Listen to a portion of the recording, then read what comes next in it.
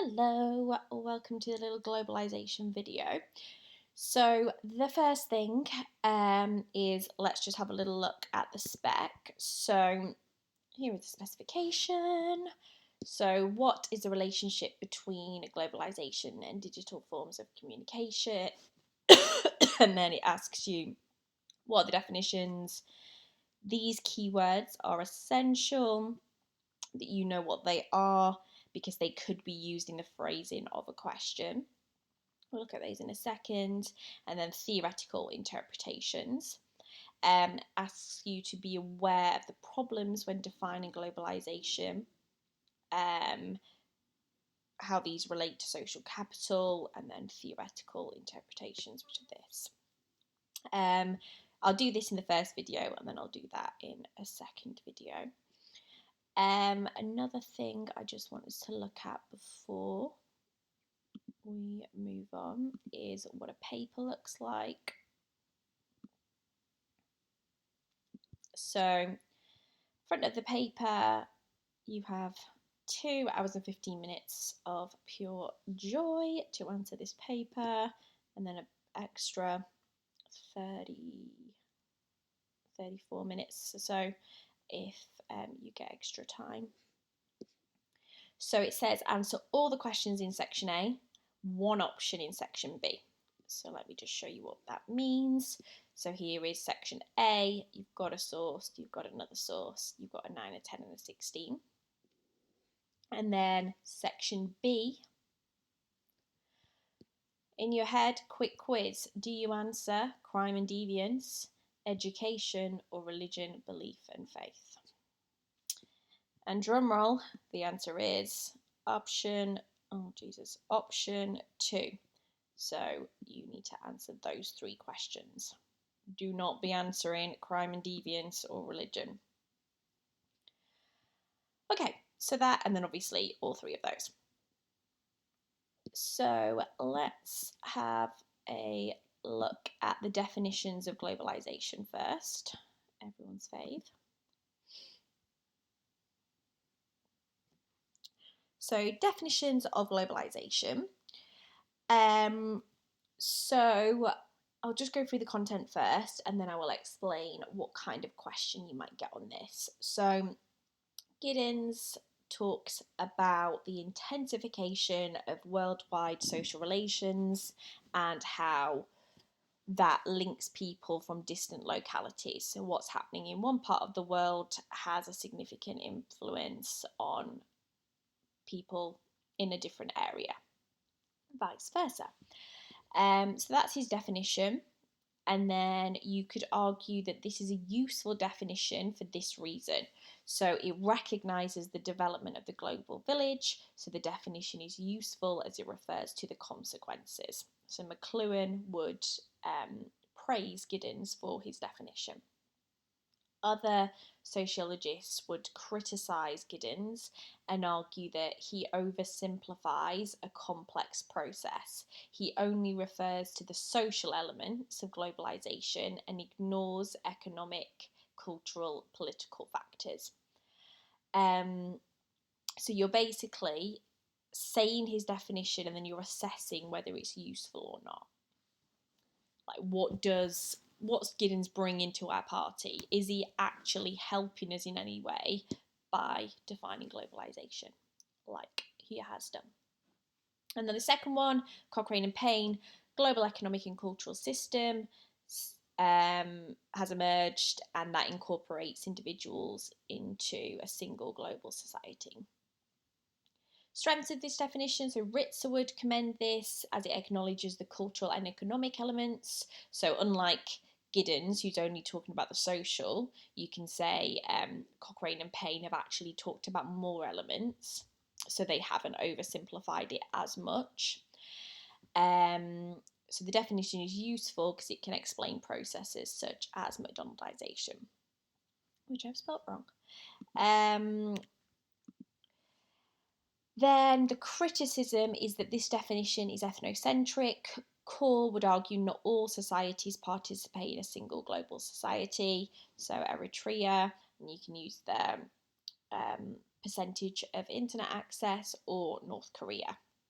And then you can say how they have like a closed internet and they choose not to participate in the system, or the Sentinelese tribe, etc. Pick whoever you want.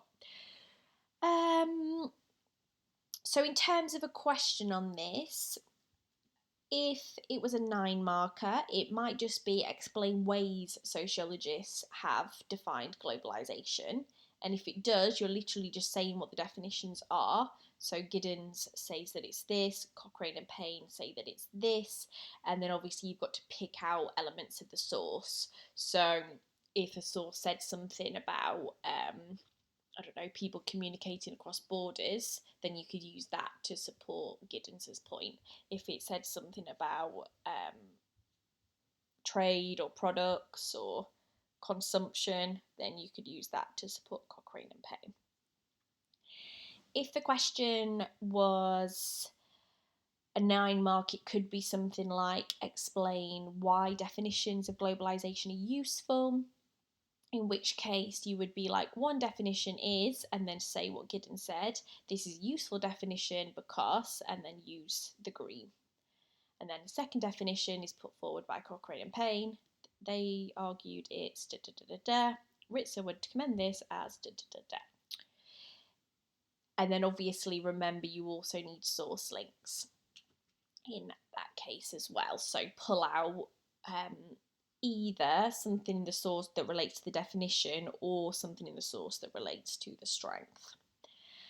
And then it could also be explain ways or reasons why globalization is difficult to define, or the problems associated with the definition. And in that case, you say that sociologists have defined globalization in ways such as da da da, and then this is a problem, or this lacks usefulness, or the definition has limitations because, and then say what they are.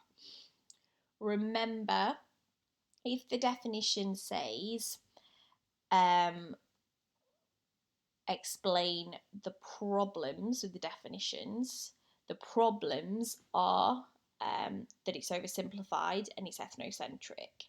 If it says why is it difficult to define, it's difficult to define because it's complex. It's difficult to define because it's not happening at the same rate everywhere.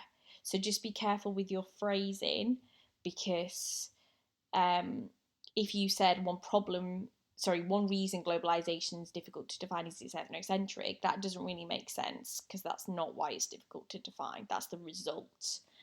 The reason it's difficult to define is that it's happening at a different rate everywhere.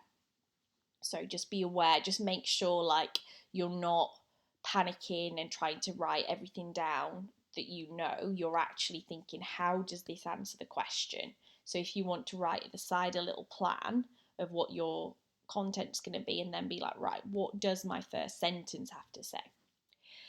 Another thing, just be aware that obviously they might give you a definition of globalization in the source, and then obviously you're just using these points still, but you're linking them to a different definition. So you have to think on the spot a little bit, because obviously I don't know what definition they're going to give you. So if they give you one in the source, look at it.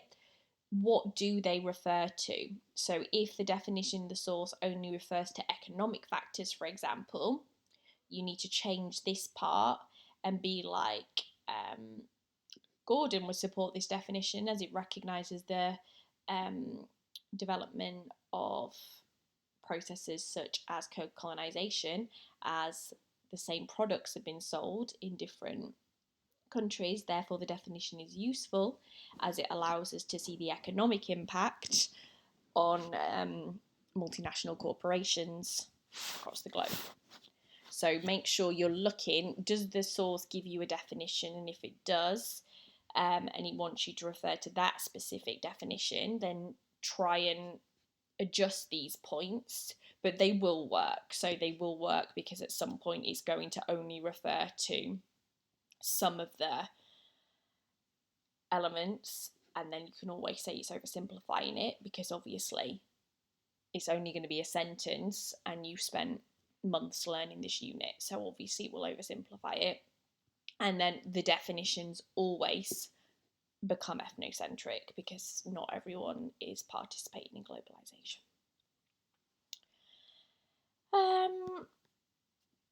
But the thing with with globalisation as well, you could get a 10 mark. So it might be like, to what extent are the definitions useful, or to what extent is it difficult to define? And then you need all of it. So because in a 10 mark it's got the evaluation, you need the strength and the weakness. Same with a 16 mark. So the 16 mark, you kind of slightly change structure as to what you would normally do. And it becomes very similar to like a policy essay in education, where you basically say, one definition is this, the strengths are this, so that's like your 4 paragraph, and then the weaknesses are this, which is like your against paragraph. And then you need to say the definition again and be like, the strengths are this and the disadvantages of this. It's up to you if you want you can merge those two together in a paragraph. So it could be like, your 4 paragraph is the black and the green, your against is the pink. Your second 4 is the black and the green, your pink is the against. And then in your conclusion, ultimately, I would say that globalisation, the thing we've said before, it's multifaceted. There's lots of different elements to it to consider. Therefore, there's limited use in reducing it down to one sentence, and it's not possible to apply this to all different societies. So sociologists should not attempt to generalise this definition universally, because that's ethnocentric to do so. Okay, these key words. I'm just going to add a case on there. So essentially, have an understanding of what they mean, but also be prepared that they could be a question on their own, like, the random vague ones that we were preparing for. So the question could be referring to a digital revolution, and it could be more specific to a topic. So like, explain the impact of the digital revolution on feminism, and then you're using feminist studies. Or it could be something more general, like explain ways the digital revolution has impacted society. And then you're using these kind of studies, so the more random, versatile ones. So let me just go through what the definitions of the different keywords are. But digital revolution is basically rapid, significant changes that have transformed our society. So rapid, significant changes that have transformed our society, and they can be positive or negative. And then you can use things like case, so we become part human, part machine. Technology is embedded in our lives. You can use things like McLuhan, we've become a global village. So the idea that we've got these communication networks that didn't exist before as a result of technology. You can use things like Baudrillard and say that we've become a media saturated society and we've lost touch with reality because we've become so immersed in the digital world. You can use things like Snowden and say that like so much information, so much data is accessible about us, which wasn't before. Global village, so this is McLuhan's concept, and the idea is that we can communicate with people so much more easily now. So people who we previously could not contact, so in Australia or whatever, are now as accessible to us as those that live on our street. So the idea that the whole world has reduced down into a village because we can communicate with them, we can have as much in common with the people that we live right next door to on a global scale. And then the strengths of that are things like Putnam and Matthews, so the studies for social capital. And then the weaknesses can be things like we spend too much time on technology and not actually building those face-to-face relationships. So things like Turkle, Alone Together, or Bauman, that we are trying to make up for the absence of community that exists offline. and we're trying to create one online, but it doesn't actually fill the void. Networked global society. So very similar concept, but the idea that social networks exist on a global scale. So the communication lines exist through email, through social media, that kind of thing, and we can regularly communicate, we can extend our network. And then again, it would be the same studies that you could use, so Putnam, Matthews, and then like Turkle and Bauman as a criticism. Media convergence. So there's two definitions to this, so there's two elements to it. The first part is the idea that lots of different kind of sources of media are accessible through one device. So on my phone, I can watch Netflix, I can read the news on news apps, I can take photos, I can text my friends, WhatsApp my friends, etc. So I can do lots of different things through one medium. So that's convergence, and then you can link that to things like Turkle, Alone Together. We're so obsessed with our phones because there's so much to do on them when we should be making face-to-face connections. You can link it to Snowden, that the idea that our data is more accessible because it's available on different platforms. There's so much about us on our phones. You can link it to Case, that we use our phone as our superpower to access knowledge, to access memories. You can use Baudrillard. We become a media saturated society because there's so much available to us on our phones. The other aspect of media convergence is the idea of data being transferable across platforms. So if you think like when you make an account on TikTok and it says to you, do you want to transfer your contacts from your mobile phone? Or like if you try and log into Wi-Fi somewhere and it's like, would you like to log in via Facebook or via Apple? So the idea that they can collect your data from that. And then again, the main studies you would use would be like Snowden, Baudrillard, Case to explain that. Social media, obviously we all know what that is, but essentially it's digital technological platforms that allow us to communicate with people for personal or professional relationships. Virtual communities is more referring to the specific platform. So Instagram is a virtual community, TikTok is a virtual community, and they're in the definition you're usually saying that these people have something in common. LinkedIn is another virtual community, and then obviously you're linking that to the idea of social capital and kind of who benefits from virtual communities as well.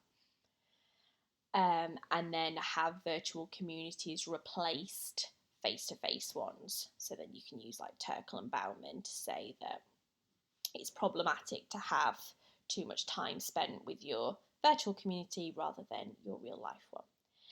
Digital social networks, so this is more referring to the people on there. So again, it's about social capital, it's about communication lines and kind of constellations of people that you can communicate with.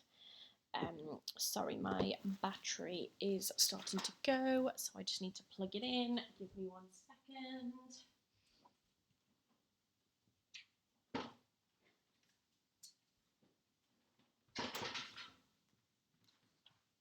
Okay. Sorry about that.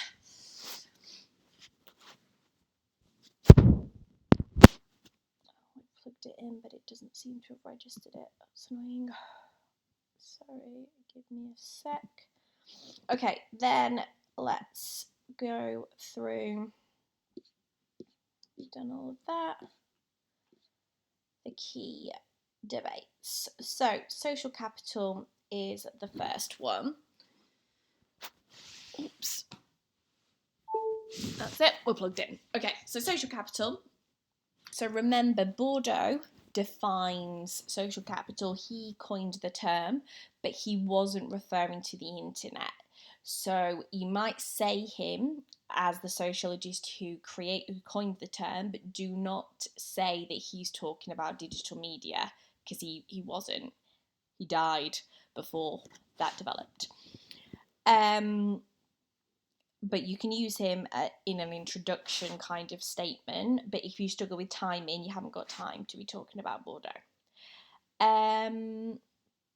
So the debate is, has it increased or not the amount of social capital that we have? So by having more technology, does it increase our social capital?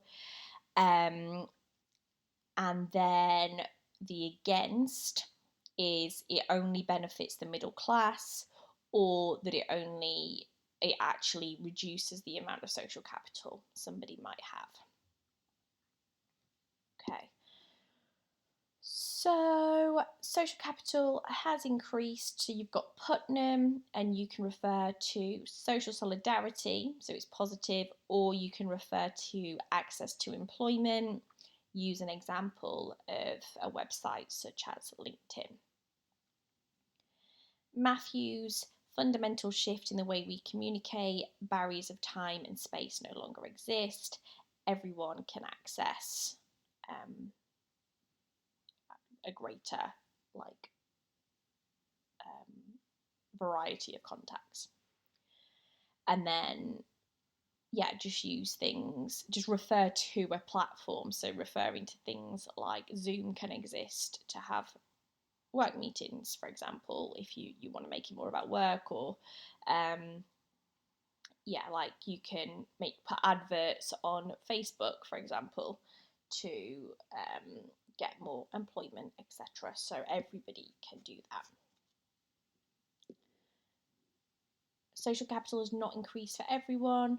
So Toyama's saying it only benefits the middle class. So the type of jobs that they have, it benefits them much more.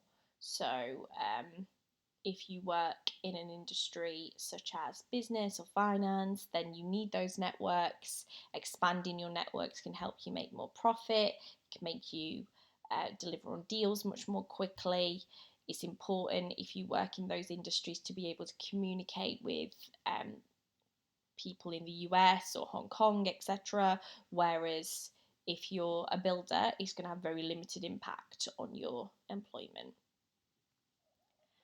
Then you can use Turkle, this idea that it actually reduces social capital for everybody. The concept of alone together, you spend less time making face-to-face relationships. And then these two studies here, if you don't understand them, read the articles. But Ellison is basically saying that social media does help people expand their social networks. Only 25% are real friends. The other 75% are there for social information seeking. And then those weaker ties can be used in the future for personal gain. So things like, if you started a business, you can promote it to those people. If you needed help with, financial advice or whatever, you might have people that would allow you to gain information from. Holmes, this is the idea that most people only use social media to maintain their emotional relationships rather than create employment contacts. So therefore, they're probably overestimating how much social capital can be gained. So the idea that if you're on social media, the majority of people are just using it to maintain friendships that already exist. They're not really gaining more contacts, or it's not providing contacts that would help them with employment necessarily. And then that's kind of it. Obviously, if you were struggling, you can talk about social capital in terms of things like how many people you can communicate with on a large scale. So things like Kirkpatrick or Castells, Sutton possibly as well. So those things would also work. Bauman works as a problem with social capital in terms of people trying to replace the lack of community they feel with an online community. So learn all of those, but there are other things that you can say, or you can just make points that don't have a study if you were struggling.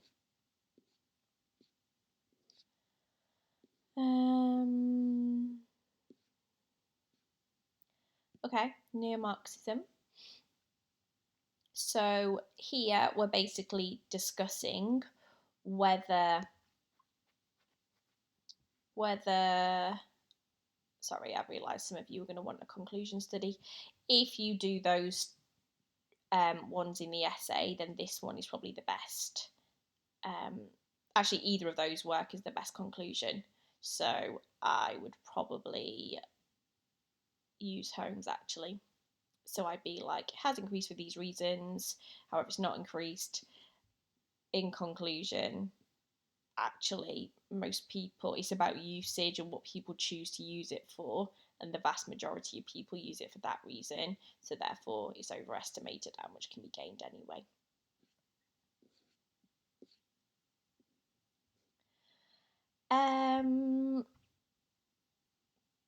So Neo-Marxism, so the Neo-Marxist views are that developments in digital media have benefited capitalism, they benefit the bourgeoisie, and then the against is the argument that it's improved democracy, it's improved the rights of the working classes and their ability to kind of challenge those in power.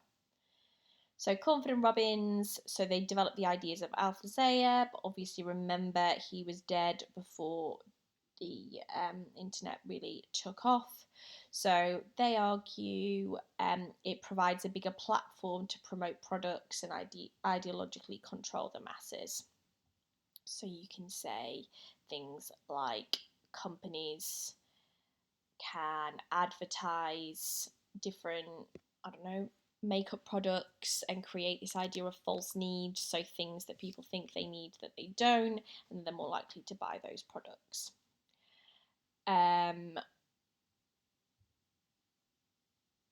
Or you could say like ideological control of the masses, the idea that we become very docile because we're consuming so much mass culture, so then we think less critically and we're therefore less able to challenge the bourgeoisie. So for example, if someone has had stressful day at work, but they're able to watch some form of mass culture such as Great British Bake Off, which is something that would make people much more kind of relaxed and use the word docile, and they're less then in a state of anger or thinking in a critical way, to kind of give them the tools to challenge capitalist inequalities. Bagdikian, so media conglomerates owned by a small number of elites, and this idea of monopoly allows them to influence content and they can make significant profit. So you can refer to sort of the Meta group, so what's his face, Mark Zuckerberg, so owning like Facebook and that, buying Instagram and Snapchat, so all the different, and Disney, like how much they own. So just refer to a big sort of beast of a conglomerate and say like how much money they have. Feel free to Google Zuckerberg's net worth. Neo, actually, I will tell you what the extras are that would apply to the neo-Marxist views. So, thirdly, we've got the Snowden report. So, the Snowden report was a kind of investigation into the unethical surveillance that the National Security Agency were doing. So, American intelligence were basically breaching kind of moral codes in order to gather big data on members of society. So they were claiming, that they were looking into like potential terrorists and terror threats, but they were actually surveying normal people and accessing huge amounts of information and huge amounts of their personal data. You can also link that to The Great Hack. So if you watch The Great Hack on Netflix, so that gives you all the information about the Cambridge Analytica scandal. Is that on here? No, I can't see it. So the Cambridge Analytica scandal that we looked at. So that's the one that was to do with the Trump campaign in 2016, when Cambridge Analytica were a data company and they were harvesting lots of information about people from their Facebook activity, from their Facebook profiles and their likes, etc., so they could target them with specific adverts that they thought they would be more influenced by to make them vote for Trump. So if they were like a protector, they would be more likely to vote for their right to bear arms if so they would support that element of Trump's campaign if they were a protector, if they were shown adverts that told them that people should be allowed to have guns to protect their family, whereas if their likes suggested that they were more likely to be I don't know, a traditional person and value the sort of traditional national culture of America, then they might be benefit from the idea that it's part of being an American citizen that they have this right, and it's something that's kind of always been the case, a norm in their culture. So different things you can refer to, but essentially you can make that into 2 paragraphs if you need to: the Snowden report and then the Cambridge Analytica scandal and their use of data. But I would recommend watching the documentary / reading a bit more about that if you're going to use that point. Chomsky. Digital media undermines democracy, it manufactures our consent. So the idea that through propaganda and essentially censorship, we think that we live in a democracy, but actually we don't. And in Western societies, particularly the UK and America, we think we're superior to cultures like China or North Korea, and we think that our society is much more democratic and that we live in a society that has freedom of speech. But actually, our consent to the way that we are governed into capitalism is manufactured.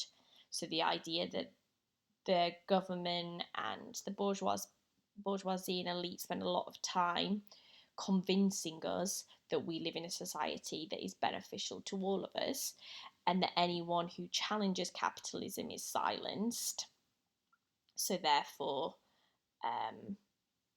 we still live in a capitalist society. So you could use something like the idea that Black Lives Matter movement, that is very critical of capitalism, has been negatively represented in the media, which is feeding us propaganda that those movements shouldn't be listened to, or like socialist movements have very much been stigmatized in the media, or even going back to like the London riots, that kind of thing. The media coverage has been very negative.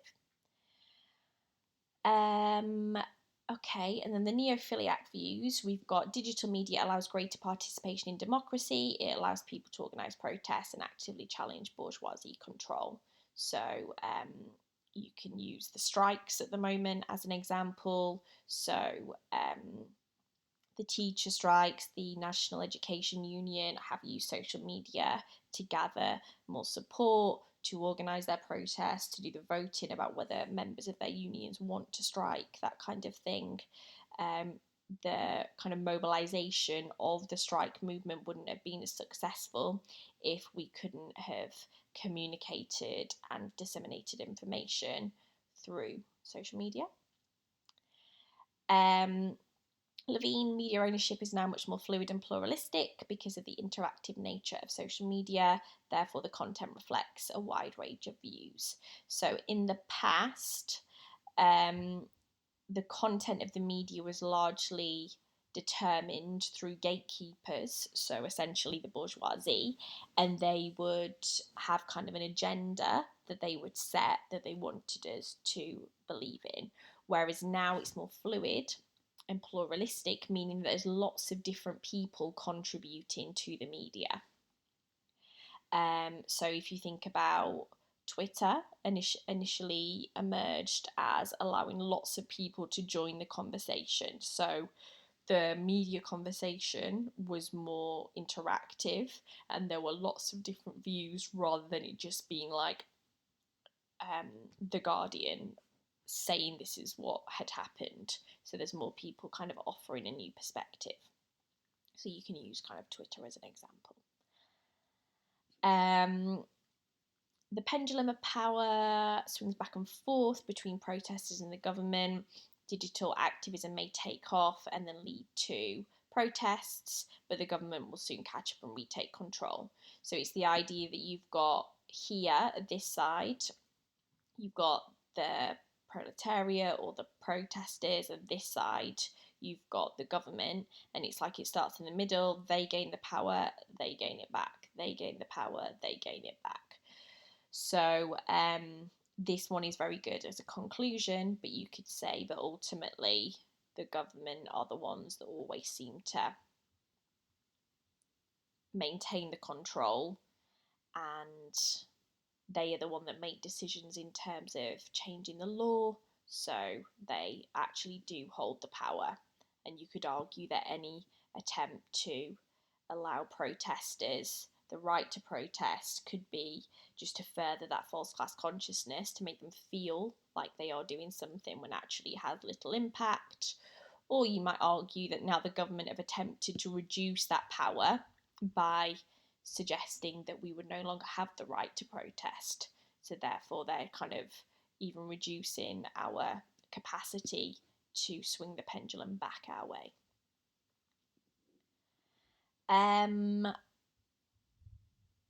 Yeah, so Joyce would be a good conclusion for sure for that, because they're kind of acknowledging both sides of the debate. But then say, but ultimately it's the government that have the power if you're using that, because if not, you're fence sitting. So the power bit swings back and forth, but ultimately the government will take the control and have the majority of it.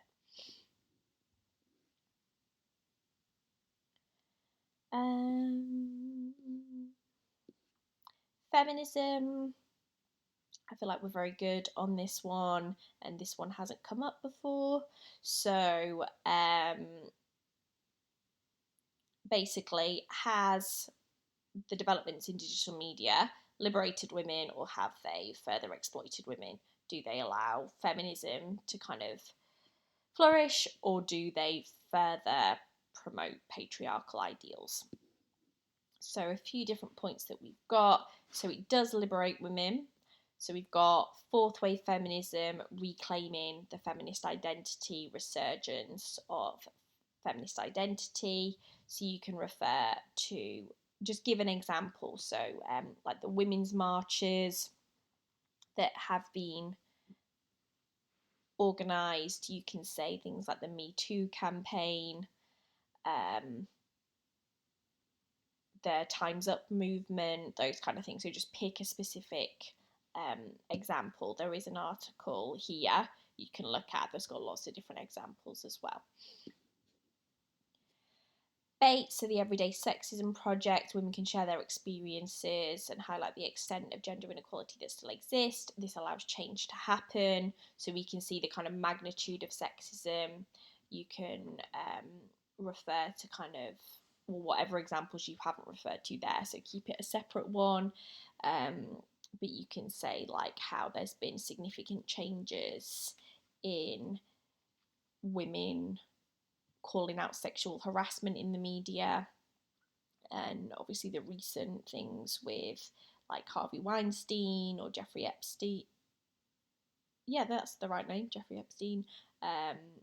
Donald Trump more recently as well. So there's been more of a call out culture, and people saying that they have experienced sexism, and it's given a voice to women. Anything else? No, they're all negatives. But definitely make sure you've got examples. So have a look there if you are not comfortable with any that you've already got. New media further exploits women. So we've got Hugh's talking about sexual exploitation, so a variety of different ways that women can be sexually exploited. So illegal porn, violence against women's been normalised, sex trafficking because it's easier to transport and communicate across borders, recruit women, groom women, all of those different things you can refer to. Um, Kilborn talks about beauty standards. 5,000 adverts a day apparently we see, and that benefits both capitalism and patriarchy. And then she also makes the link between violence against women because they're dehumanized, they're seen as objects rather than people. I really hate this point, but Haraway predicted that there would be a post-gendered society in a technological world. So the idea that she was predicting that in the future women would not be held back by traditional ideals. But obviously she was wrong. We don't live in a post-gendered society. And arguably the traditional ideals of women have just changed, possibly you could say. So maybe the promotion of women as a housewife is not as common anymore, but they're just exploited in a different way. So you could say that people, like in a conclusion, historically feminists have been quite positive about the developments in digital media, predicting that it would benefit women and result in a post-gendered society where women would not be held back by traditional ideals, but arguably patriarchy has just adapted to exploit women in a different way. So they're now more freedom in terms of legal rights and in terms of sexism to do with gender roles. However, the focus is significantly more focused on women's appearance and controlling their sexuality, or overtly sexualizing them and using them to be exploited in that way. So it's like a new type of patriarchy that has affected women. Bates, so an online subculture has emerged called the incels, so involuntary celibates, and that's like promoting misogyny. So you can use them to say how women are targeted, how sexism kind of increases as a response. So you can use this against either of those two and say that although women are increasingly calling out patriarchy and calling out sexism, this actually results in greater backlash from misogynists. So what appears to be progress actually is causing greater problems because there's a response to that. And then Greer again works against either of those two. So she's saying that the movements are pathetic, particularly the Me Too movement, and not significant enough to make real changes. So she just says it's lots of women moaning, her words, moaning about experiences of sexism, but she argues that it's not actually achieving anything. So the changes need to be more radical. There needs to be a greater action taken and laws need to be changed rather than that. But then in your conclusion, you could say, like, this is all just part of the process. Those of you who do psychology, the idea of the snowball effect, like, we're gaining momentum. It's great. Building building awareness. People are becoming more educated and attention has been gained, but we're not quite at the stage where, lots of laws have been changed. Although arguably there have been significant changes, and you can say what they are. So, like, high profile celebrities have been charged, arrested, convicted of crimes as a result of this. Catcalling's been made illegal in the UK, so you can say that there have been significant changes as well. Different research you can do, so definitely look at that for your different examples. This one, so Tyler is a sociologist who talks about how influencers on Instagram get more likes and more engagement on their posts if they're highly sexualized. And because of the kind of ways that companies look for the influencers that they're going to do collabs with, they look at their engagement levels. So influencers are reluctant to remove sexual harassment posts because it benefits them in terms of their engagement levels. So you could say that that's a problem because they're kind of allowing sexual harassment to happen because it's the way that they gain money. So it's like a bit of a catch-22 problematic cycle that not the only way, but a kind of key way that women are being successful is by sexualizing themselves, and then it's leading to sexual harassment, and the ways companies can pay them results in them kind of having to allow that sort of behaviour to continue. It's an interesting article. Social media is used to blackmail women in conservative societies. So some examples there of like women doing things that are seen as unacceptable for their sex, and things from like dancing or to do with the clothing that they're wearing, not wearing a headscarf in some countries, or up to revenge porn, those kind of things. So how social media can be used to control women essentially. So that's another interesting article. Laura Bates talking about incels, and the documentary there as well. So things to look out for, so that you've got, like, that will give you, if you read those articles or watch these things, it will give you so much more to say in a conclusion. Okay, postmodernism. So if a question comes up on postmodernism, which it never has before, so it's highly likely, the key thing you need to refer to is the aspect of change. We now live in a new age. We're a completely new society. We're postmodern. It's a whole new society. And we are at the other side of the digital revolution.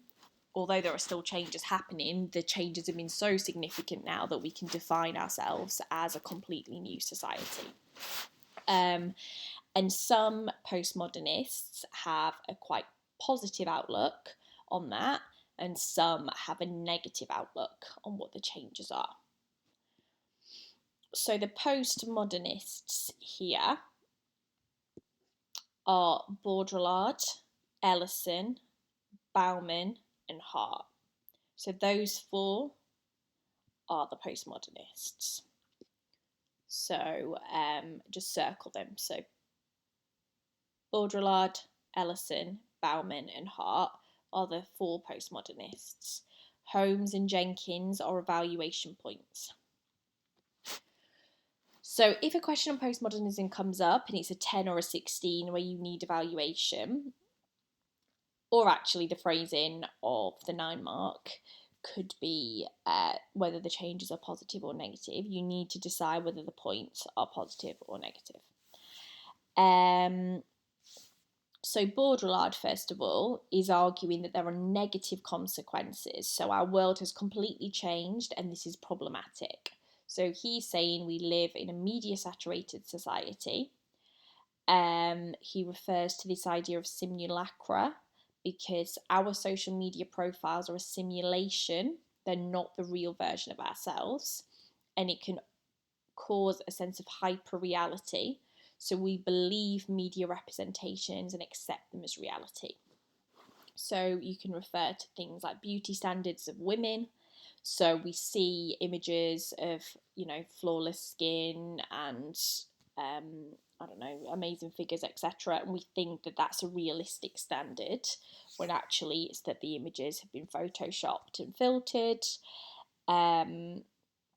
So that's a problem, or you can just say things like, we look at people's highlight reel of their life that they post on their Instagram story, when actually we don't see the behind the scenes, and then we compare ourselves and think that, you know, we feel like a failure when we look at our lives. Well, and then Holmes gives quite a good direct evaluation to this. So they're saying that the majority of friends that people have on social media pages are also their friends offline. So the idea of simulacra and hyper-reality are overstated. People wouldn't necessarily believe the false presentations. So if I was to look at all the images that my friends post on their social media or their selfies, that's not really going to make me think that they actually look like that, because I see them in real life as well. So I'm not going to be, my view on beauty is not going to be distorted by what they post, because I know what they actually look like, essentially. No offense to my friends, they're beautiful, but you know what I mean. And what was the other thing I was going to say?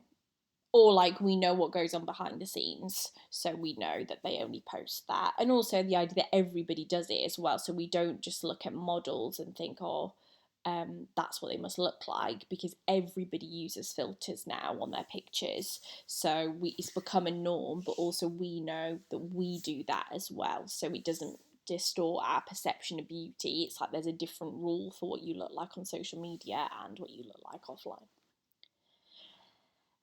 Postmodernist Ellison.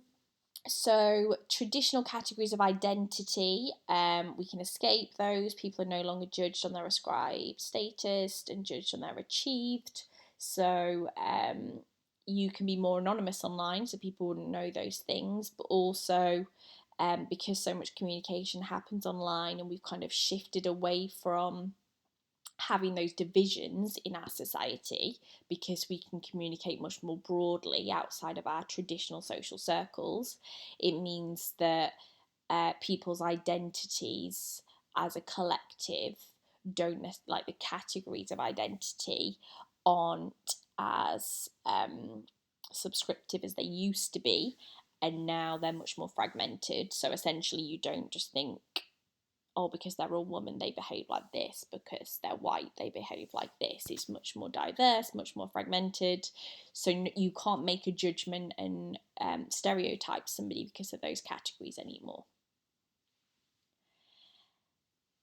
Jenkins criticised that, because Jenkins says that those traditional categories still do exist, and people conform to collective identities because they find comfort in those. So it's kind of the idea of like cultural comfort zones. So yeah, some people feel more comfortable conforming to the traditional ideas of their identity, the traditional norms and values. Also, you can argue some people have more power than others to choose their identities. So yeah, and the idea that like middle class women maybe can be more diverse in how they present their femininity, whereas a working class girl might have less opportunities to do so or be respected regardless of how they present their gender identity. And then these extras, so these are two postmodernists that are arguing there are positive changes. So if you wanted to make the debate more there's negative versus positive or positive versus negative, then these are the positive changes that have resulted from the significant change. So Bauman, oh no, sorry, this is not positive. Absolutely not. Sorry. Ellison's positive and Hart is positive. Baudrillard's negative, Bauman's negative. Sorry, I literally completely said that wrong. So the two positive ones, if it's positive versus negative, are Hart and Ellison. The two negative are Baudrillard and Bauman. If it's not positive versus negative, you can use whatever you want out of Baudrillard, Ellison, Bauman, and Hart. So Bauman is saying that in a postmodern society there's a lack of community and people use social media networks as a substitute, and this can result in young people lacking social skills and the sense of belonging that previous generations had. So because we spend so much time in our virtual communities, so communicating with friends via social media, TikTok, etc., we don't spend as much time speaking to people face to face or socialising with our friends, and that's obviously problematic. And it can result in this sort of negative cycle where people try and make up for the void they feel because they have a sense of like it's a natural human need to communicate face to face, but we feel a void and we feel a sense of loneliness because we don't have that. So then we seek validation and comfort online, but that doesn't compensate. So we end up in this horrible cycle where our needs aren't being met, our human needs aren't being met.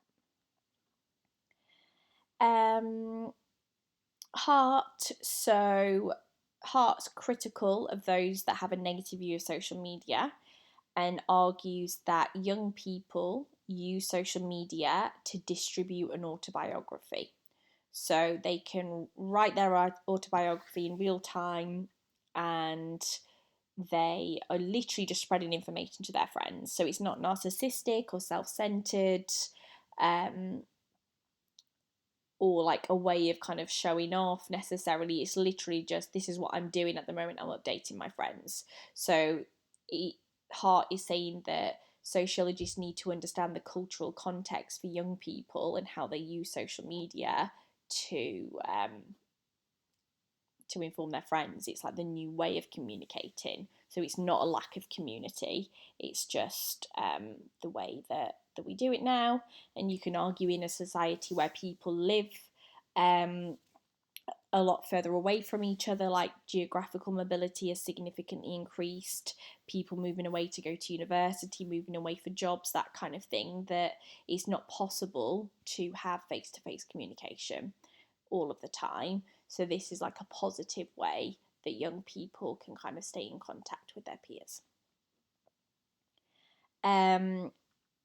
Yeah, those are good things to read to kind of extend your knowledge, but particularly this one, you can use hyperreality and link it to fake news. So the idea that we see things in the media and we accept them as reality when we don't actually know what is happening. So, I mean, you could use Russia as an example at the moment. So what the media that we're receiving regarding what's going on in Russia versus what they're receiving are obviously very different, but also we don't necessarily know that everything we're hearing is the truth, and it certainly won't be the whole truth. So the idea we just accept as fact something that we've seen in the media because we perceive them to be reliable sources, but obviously